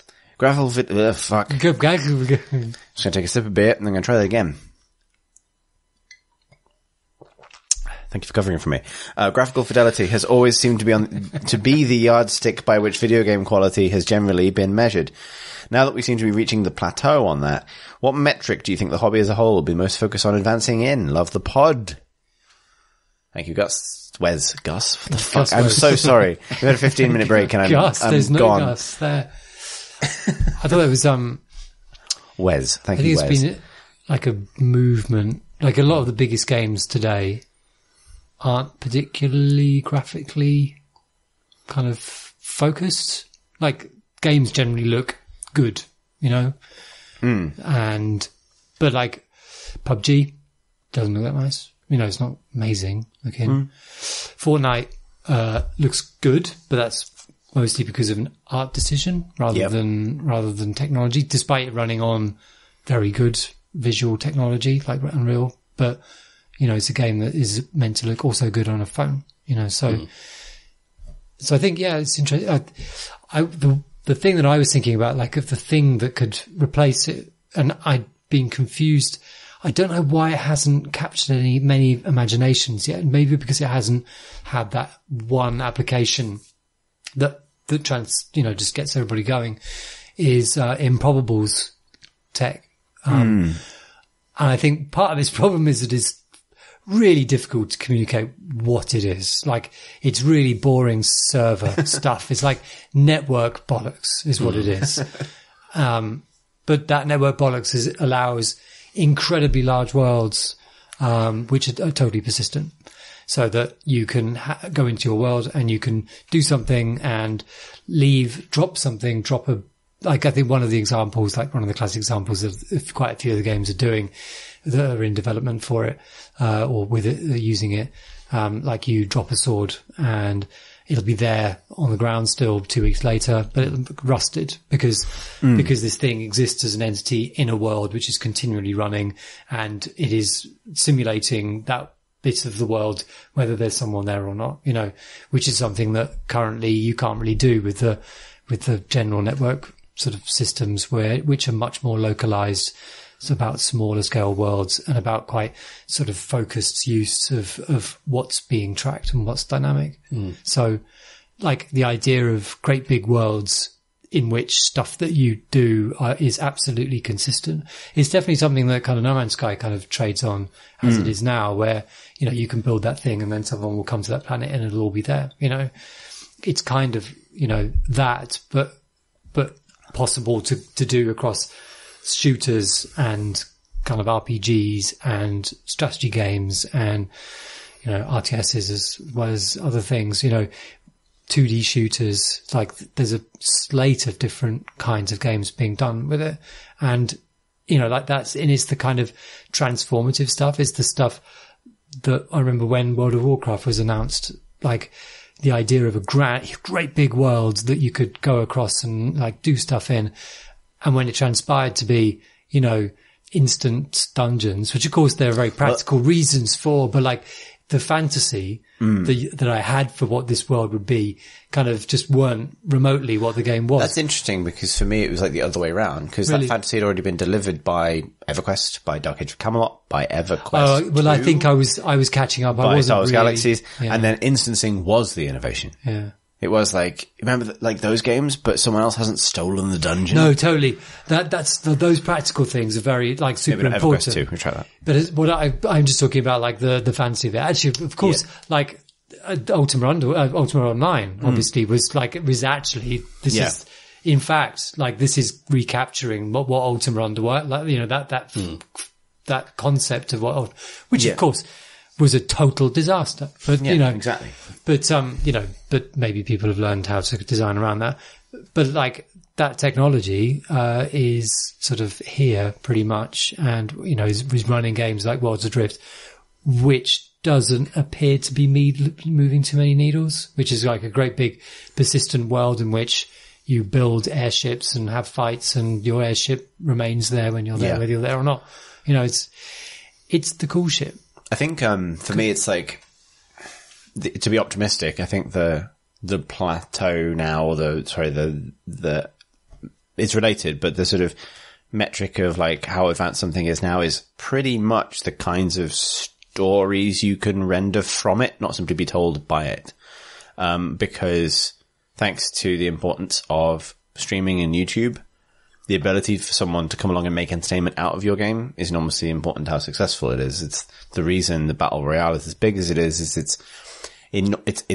as recent total disasters in this field have shown, it's not especially spectator friendly in the way that like a MOBA is in terms of esports. Like they've got a long way to go to make Battle Royale good as a spectator esport, but it's very good as a solo streamer, hang out and play, generate some stories from this kind of sandbox thing. And that accounts for a tremendous amount of success. And obviously that translates to what it's like to actually play.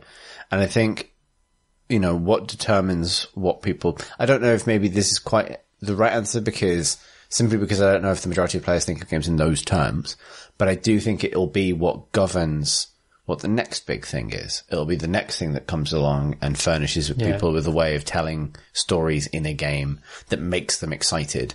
And games have always had this element, but I think it's like really amplified in importance now. Like it accounts for the success of things like Five Nights at Freddy's. Because I think the cynical way to look at that is simply streamability, like friendliness to, you know, how easy is this to whoop at in a way that your viewers will like. But actually, I think uncynically, it's how much potential is there in this for it to generate kind of, you know, emergent moments of what we'd kind of be really looking for in immersive sims a couple of years ago. I think that's just become far more important, and publishers are finally noticing that it's becoming far more important. Yeah. I think that's partly what I see in the potential and that kind of sort of persistent networky stuff, which is that is story engine stuff, you know. I think this is obviously games have been trying to do this for ages, but for me they've only been especially successful at it in the last sort of few years, is just seamless connectivity with other players and seamless ability to jump into situations together quickly and get something out of a game quickly. And just streamlining that process has been something that Destiny, for example, did incredibly well with its lobby systems and the way that it would use leverage PSN's friends network to let you just jump into a lobby, get voice chat going, get into a game, have an experience for an hour, and then pull out again. And games have been trying to capture that for so long, but they're getting consistently better at giving you connected, bite-sized bits of entertainment that lets you get in and out with your friends as seamlessly and quickly as possible. And that becomes like a convenient way to play games then, rather than old lobby systems. And you can see why now, while like publishers moved away, there's lots of reasons why they moved away from the old Battlefield lobby systems and the old shooter lobbies, because that you want to create candy, right? You want to create this situation where you just fall into a thing with your mates, and then when you're done, and that's it. And it's almost like just a quality of life thing, but that is the thing that games are just going to get better and better at, and it's going to be something that the audience increasingly demands of games. If it's a hassle to get into an online game in 5 years' time, that game is not going to do very well. I think people are just going to expect that level of seamless. Yeah, I think particularly interaction. like post Fortnite, right? Like, Right. there should be so many people playing this that I can sniff at the play now button and I'm in a game immediately. Yep. Like, yeah. Next question comes from Kane, who writes, "Ahoy hoy. In a For Honor brawl just now, one of my opponents consistently saluted me at the beginning of each round. I saluted back, like a proper gentleman, until the last round, that is, when I forgot about it and attacked immediately, hitting him in the middle of his salute. He quickly went on the offensive, so I didn't have a chance to apologize until after I'd killed him. He said, 'Good fight,' with the quick chat, and then, while standing over his corpse, I said, 'Good fight. Sorry.' I intended it to be an apology for hitting him in the middle of his salute, but then immediately quit the lobby, perhaps having interpreted it as a mocking sorry, and I felt true shame. There's nothing I can do to absolve myself of this dishonor, except to admit it on a podcast. And to ask you folks, what was your most shameful act of undignified behavior in a game? Regards, Kane." Well, most of my shameful acts of undignified behavior have been described on this podcast, and my actual answer to this is something I described on the podcast, so I'll dig out and link to the exact thing. But basically, there's nothing it can be other than the moment I closed the doors on my extremely expensive Star Citizen spaceship because another player wanted to get in because he was impressed that I owned it, but I only owned it because Robert Space Industries had given me a press pack and it was too big and ostentatious and I didn't want it and I desperately wanted to leave this starport and this man really wanted to get in because he'd never seen the inside of it because it cost £1,000 and so I just slowly went up in the lift while looking at him and then got in and then crashed it immediately because I didn't know how to take off. And that is the most embarrassing thing I have ever done. And after we did the podcast after that came up in the podcast the first time, that story ended up on the Star Citizen Reddit. And they weren't kind either. And nor do I deserve it. That's definitely, I honestly don't think I'll ever be more shamed. I think for me online, it just feels like this sort of shame pit, sort of threat, constant sort of source of personal horror. I don't really play that much kind of with strangers as a result because I just feel so, I'm just an idiot. I can't do things properly and they're all watching and laughing. Yeah. Tom? Likewise, I often play with friends, and I'm sure I do dumb shit, but nothing particularly mortifying that I can remember, really. Okay, well, good. Hope you feel better, Ken. I think I have done something more embarrassing than accidentally hitting a man mid-salute. I am. Yesterday I was playing Roblox because I'm writing about Roblox, and I was playing a mini game, and presumably with a bunch of very young children, and I wailed on somebody who was on the blue team for about 3 minutes, and was kind of, because Roblox is so janky, I just assumed it was just janky game and janky network that was causing meant that the health bar just wasn't going down at all. And it was only at the end of the match I realised that I was on the blue team and I should have been going forwards. Oh, Alex. Good job. Kids Sorry, children.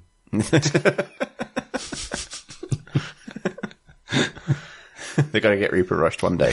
They'll never learn. Next question comes from Emma, who writes, "Hey CNCers. I'm a newly minted game design enthusiast, meaning I've always been a low-key gamer but never took it seriously until I did. I took a course on game design on Unity, which has made me recalculate my life journey. I want to design games now, good luck, etc. In every game or book or movie, actually, the thing that stands out to me the most is world building. If a game world is cohesive and compelling, I'm 80% sold on the whole game. So I figure that's what I want to do when I grow up. My question is, how do I get there? Is there a person in each AAA company that's responsible for world building? How do I make my way into this industry? Thank you." From Emma. Should say that when you said, good luck, whatever, that was in the email. Sorry, Chris. I just realised, Very, good luck with it. Yes. So just so that I have, so we've got two questions. We're coming up to the next one that's functionally about shame. And I wanted to establish that is not something I should be ashamed of. That was in the email. No, this is a good direction to have been chosen that is supported. Should be supported. So world building is kind of interesting specifically because it's such a I think games by their nature, particularly big games, are enormously collaborative in that regard. There's one person who kind of actually holds the sort of the keys to it, and that's the creative director. Yeah. Like, and everybody else is just making pieces that don't chime with that sort of vision holding. But it's also true and not at the same time. Like to pull an example out of, me hat. Like, if you think about something like Dishonored, which is a game where you have a tremendous sense of world building, right? Like, it's a really evocative, you know it immediately basically just from the music or from any given piece of concept art, that all of those things are completely different disciplines. And yeah, they come together under a pair of creative directors in the case of the first two Dishonored games. I believe. Definitely two for the first one, I think. Well, it's Raph and Harvey. Yeah. But like, you've also, in that case, you've got like, you're factoring in the influence of Victor Antonov and Sebastian Mitton, who both have very different, artistic styles and all of this stuff. Like, I'm firmly believe that like the vast majority of like really good acts of world building are through teams where you have loads of different divergent talents that are just well managed together. So those pieces would be the art of a world. I think that's the sort of the first pieces that sort of really sort of obviously come together. But then there's also, there'll be writers who start in pre-production and start sort of trying to piece together stories that, for instance, that might exist in the world. So for instance, the concept artist might start sketching a story or an image, and then a writer might be asked to then think up a story which explains kind of those things, and then art will be based upon that story. This stuff is never seen in the game. It won't be used, in anything a player touches directly, but it's kind of fleshing out stuff. That's sort of world building. But then obviously there's the kind of level design bit of it, which is where, and then level design, you've got the actual kind of sort of spatial design, which is kind of moving players from place to place and defining why they're going from place to place and kind of what's pushing them and what's pulling them around. But then you have the art side of it, which is trying to make kind of those spaces make sort of some sort of logical kind of thematic sense. So I think it's a really, world building is a sort of amorphous, like as Chris said, like it's an amorphous concept, like a built of many pieces. And that is not intended to be discouraging. No. It's more that you, I think particularly, and obviously you can get to a position, because if your goal is to make those kinds of big kind of thematic or like conceptual decisions for a AAA game, then that is like something that you work towards, and you almost certainly start in a more specific discipline than that.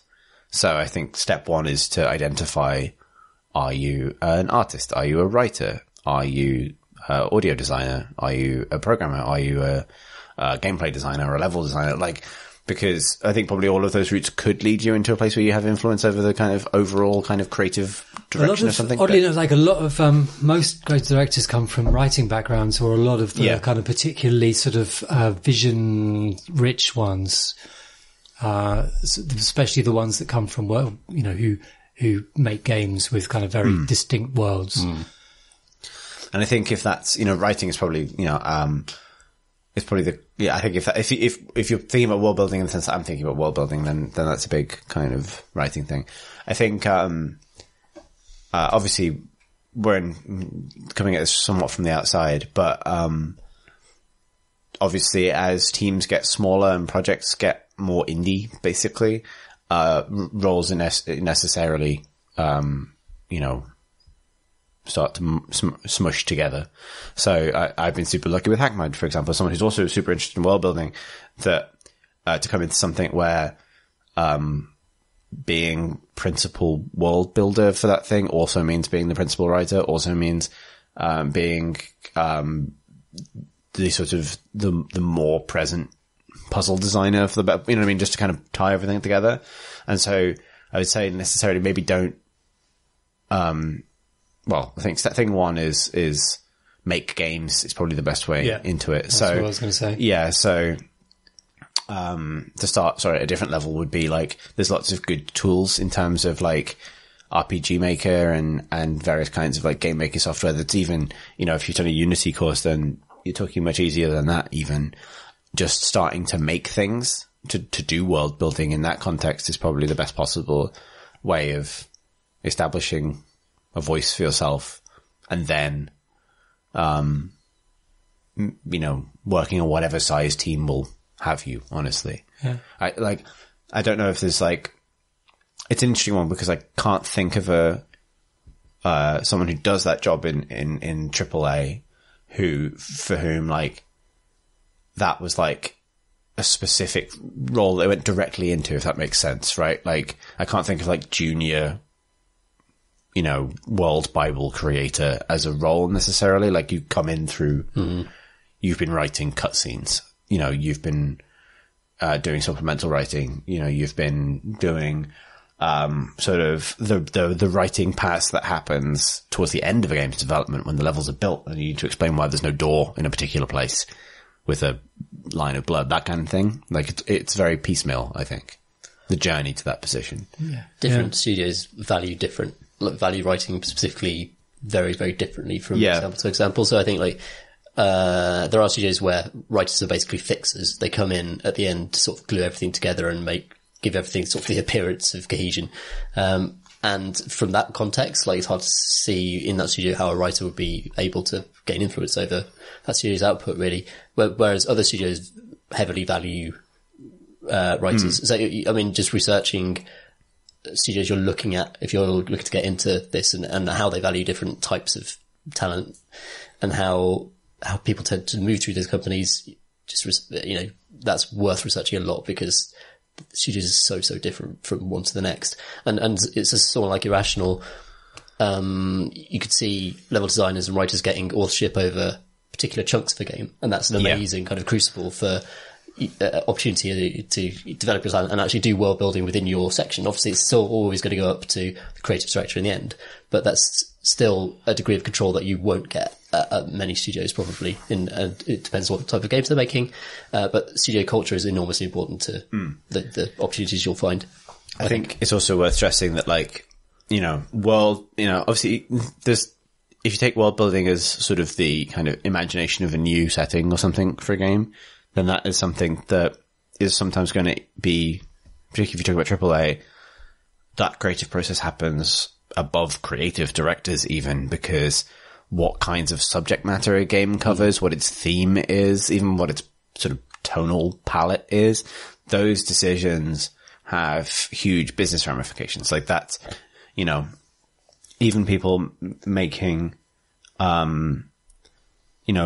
huge AAA games and who are in very senior positions on those teams will still be working as part of a company where there's sign off above you about whether or not you're allowed to make this game about ancient Greece or whatever it is, right? The thought in my head then was there's going to be a big team of artists and writers and lots of different people doing world building for new Assassin's Creed right now, probably several Assassin's Creeds ahead. And all of them will have been ratified strategically. How bankable is Portugal? Yeah, exactly. And that is a fact of life. And that is a fact of life of working in every major big money creative industry. So that's something to think about. What it means to you to, I really, personally, I've discovered that I really enjoy trying to figure out someone else's story and work something into that world or whatever, or, rebuild something or fix a story problem, which is a specific thing. But I think if you want total creative control, make your own games is the thing. And until then, just make games. I think that's the key. You're never going to know what those kind of disciplines really, have a sense of those disciplines until you throw yourself into making something. I think that was actual advice. Yeah. It's pretty bad advice though. Yeah. What is the good advice? Just get a job as a creative director. Okay. Immediately. Experience. Yeah. Honestly, if you can, go for it. Yeah. See an opening, take it. Yeah. Our final question comes from the lovely Mike Cook, creator of Angelina, the game creating AI, who writes, "Hello folks. Last week I told Matt Cox of RPS, the AI research lab OpenAI, who are working on the clever Dota 2 bots as we speak, would definitely have trouble scaling up their experiments to more than 5 heroes because it was definitely an enormous task, according to me, an AI person. He would definitely know, wouldn't he? Yeah, Mike is an expert on AI. Like really, very, very. I like Mike very much, and I sat down with Mike for about an hour at Res and basically told him the whole plot of HackMud, stuff that the players will maybe never find out, just to make sure it all made sense to an actual AI person, and he liked it, and so I felt very reassured because he's an absolute expert in this field. He genuinely is, and I respect that tremendously. Anyway, to continue his email, 2 days later, he writes, before the article even went up, OpenAI announced that they expanded their bots to use 18 heroes. So as journalists, critics, designers, and consultants, what's the most terribly, embarrassingly, obviously wrong you've been about a games thing? Make me feel better, please. Lots of love, missing you from Germany, Mike. So I don't think Mike needs to, worry about this. Like, you were wrong about the robot wizards. That's not going to matter when the ashes settle. Is it? No. It isn't. I'm not crying over spilt milk. Indeed.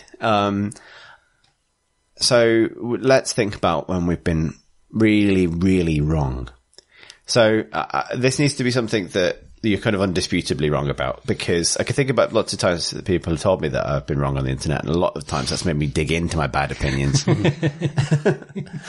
Like, I was initially like, I'm not 100% sure about Mass Effect Andromeda. And then, but I think I like it. And then I was like, I like this. And then like 100 different people told me I was an idiot. And now I love it. Love it. I've got like 1,000 tiny wrongs, which add up into one massive one. I have struggled with this as well because of just a sort of, it's a slow mounting shame. Yeah. Like, I think there's a big difference between like, we are all people who have very rarely been consulted as experts on, because we're journalists or like, began our careers as journalists at least.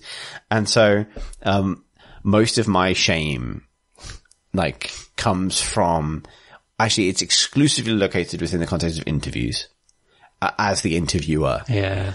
And it's every time I have said something really stupid to someone who is an expert, or more specifically, a really specific thing, is when you start talking, you start asking a question, and then they don't react immediately in a way that says, oh, you and I, we have a rapport, and I'm going to give you a great question, and you're going to look just like Simon Parkin. It's going to be amazing. And, when and you start talking and they just look at you, and sometimes they just look at you and you can flatter yourself with like, oh, they don't know where I'm going with this, because it's a curveball, because they've been doing press all day and I have baffled them with my insight. I've given them a question they haven't heard all day. But then they still don't react. And it's like, I don't think I'm making any sense. And so you keep talking. And then, I always think it's a Bill Bailey line from Spaced where he just keeps talking and ends on just like, is it? And that's the worst thing. And there's nothing worse than a nice, very wealthy, middle-aged American, sort of producer of a mid-sized AAA game studio saying, in a very polite way, I'm really sorry, but I don't understand the question. It's then you transcribe it and you have to live it. Yeah. Because then you hear all the details. You hear stuff like, that time that they were about to say something interesting and you pipe up with something that occurred to me that I thought that might make me sound like the clever, or that might increase the rapport. We're all friends here, aren't we? Yeah. And like, I often mutter, like while doing transcribing, like, you fucking idiot. Yeah, me too. So, I can think about, so recent example, I can give some stories about this. when I went to see the filming of Star Citizen's single player thing, I've talked about this before. I went to Andy Serkis's motion capture studio and spent 2 days watching them direct the final days on set for Mark Hamill and John Rhys Davies. And this was a couple of months before The Force Awakens came out, so it was pretty big for me to just be on set with Mark Hamill for a couple of days and interview him. And my one-on-one interview with him, I was really pleased with, because I was so nervous, but I just about kept it together. And we put that entire thing up as a video. So it's online, right? Like that entire interview is all up online. And my one-on-one interview with John Rhys Davies, was good as well. But we also did this other interview because they wanted us to do like obviously take as much access as you can get. And the form one of the bits of access took was like, it's not a round table, but like just the four of us hanging out. And by the four of us, it was me, Chris Roberts, John Rhys Davies, and Mark Hamill. And hanging out. And we were filming it in this really underlit lounge room back of the TV studio where it was being filmed, like green room kind of thing, terrible lighting. And because there was really limited angles that we could get a camera on, we had to sit the three of them all crammed onto one sofa, and me sat on the arm of the sofa.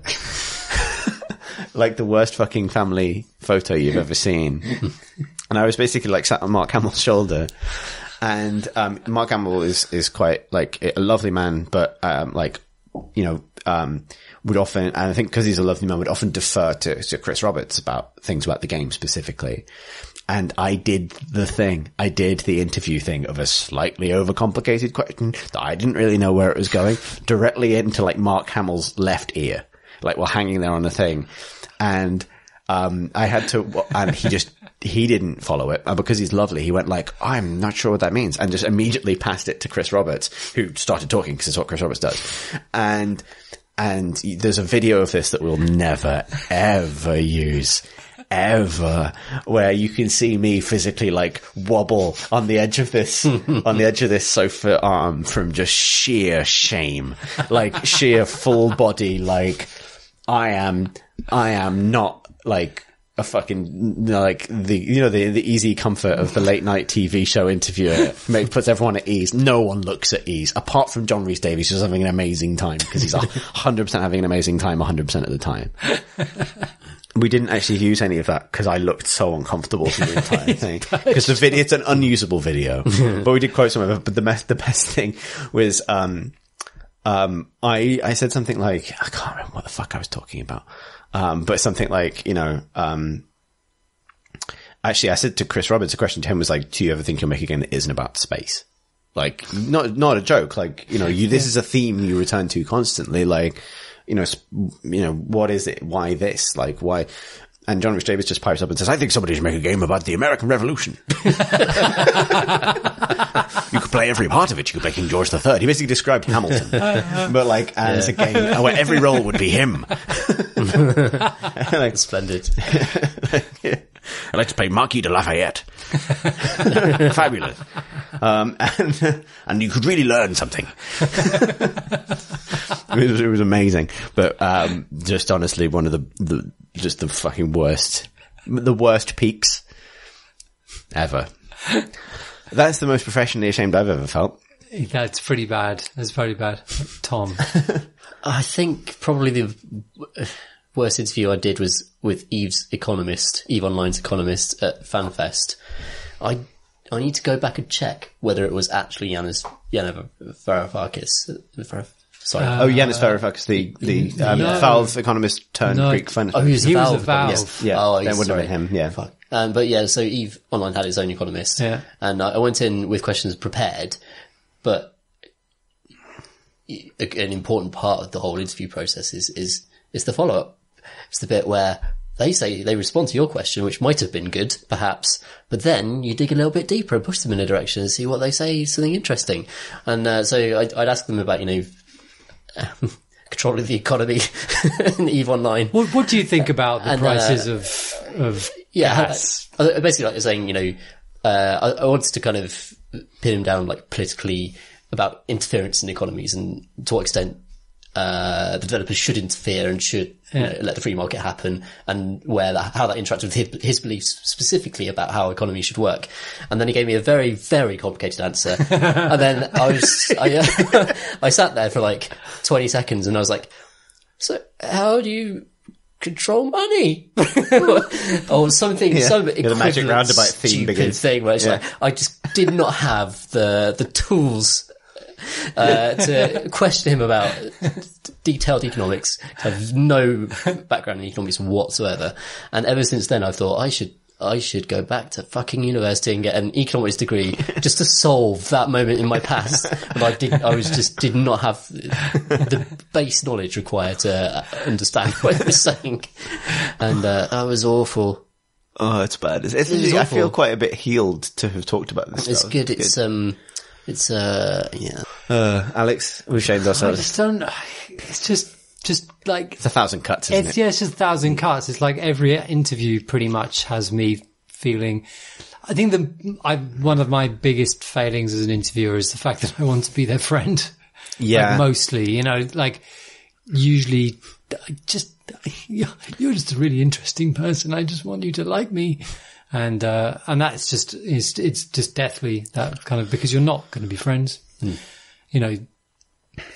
but when you do have an interviewee that is sort of friend, like just When you get on, it's when you the get best. on, Yeah. I did an interview this morning with one that it was good. It was a good one. I'd interviewed him before and it was good. Have either of you ever done esports interviews?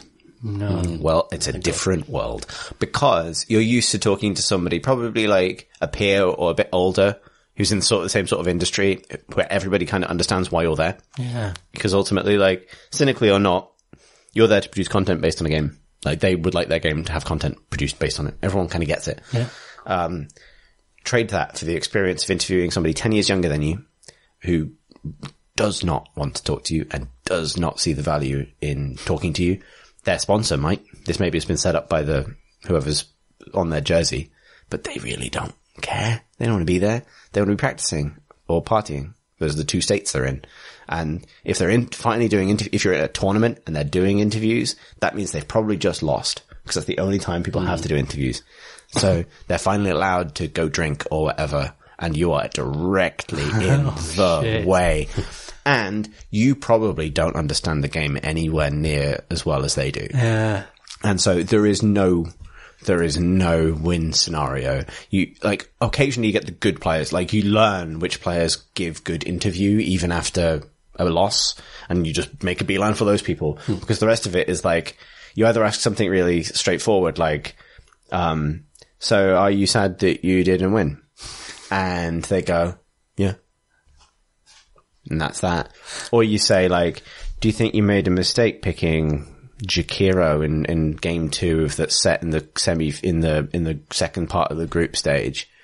And they go, well, you're wrong about everything you just said, like top to bottom. Like, you fundamentally don't understand the single fucking thing about this game. And then they get quite animated because you're so wrong that they can then explain something. But that's not that gratifying, either to read subsequently as well.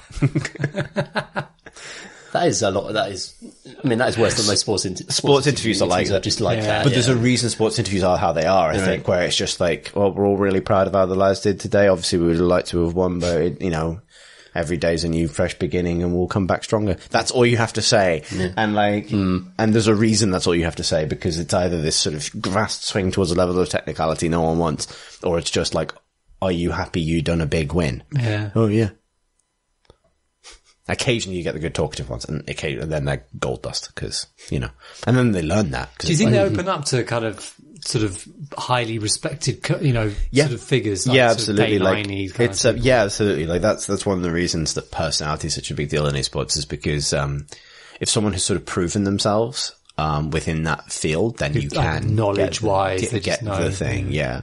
Like, my thing was always, because I was so much more interested in like the sports psychology side of things, that like, that was interesting, because I had a good rapport with players who gave a shit about morale as a concept. And it was really interesting talking to players who don't at all, because esports is still young enough that you can have a whole team that runs on the basis that psychology and the usefulness of sports psychology is a complete woolly fabrication, you don't need it. You just need to scream at each other enough.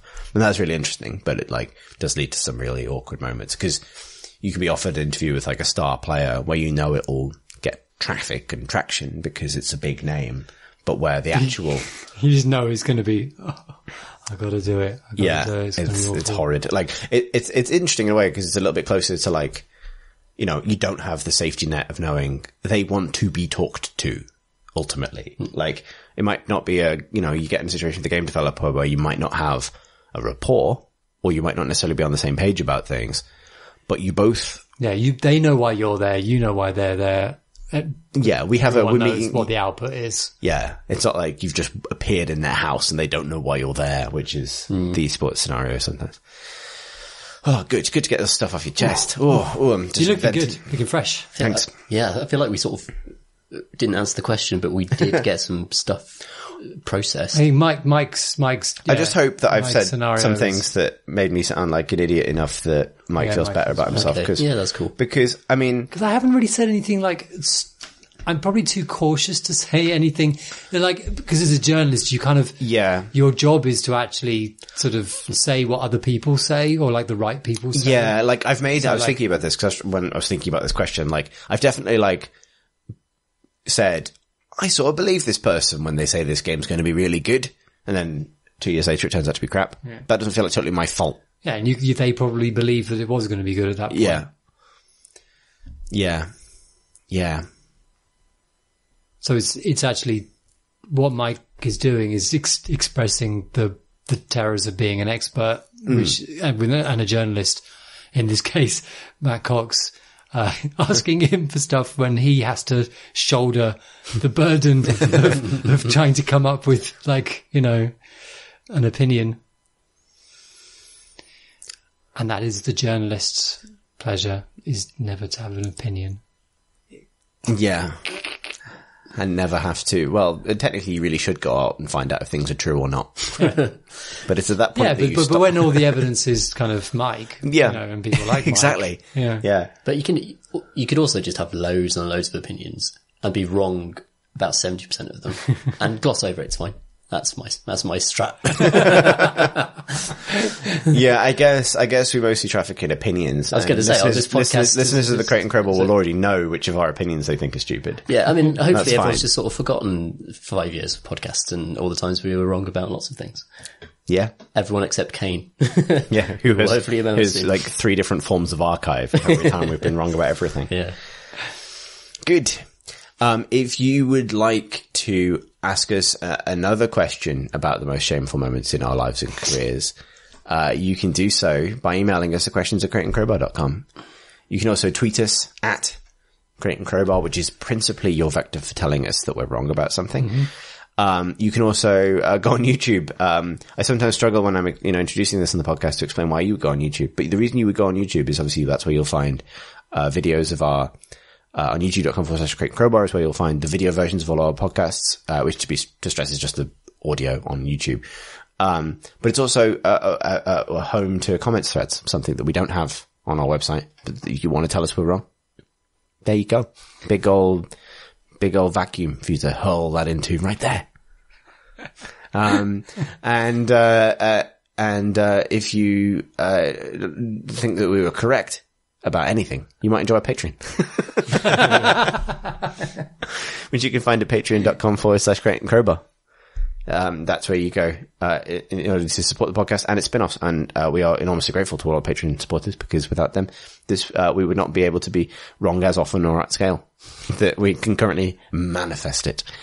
And if you would like to follow us as individuals for whatever reason, you can find me on Twitter, the home of being wrong, at twitter.com/C Thurston. That's CTHURSTEN. Alex? I'm at Rotational, ROTATIONAL. Nicely done. Thank you. Nicely I've been handled. practicing. Yeah. You're looking in the mirror like taxi driver. I know where I am now. Yeah. Tom? I'm at PCG Ludo Aludio. Lovely. Thanks for listening, everybody.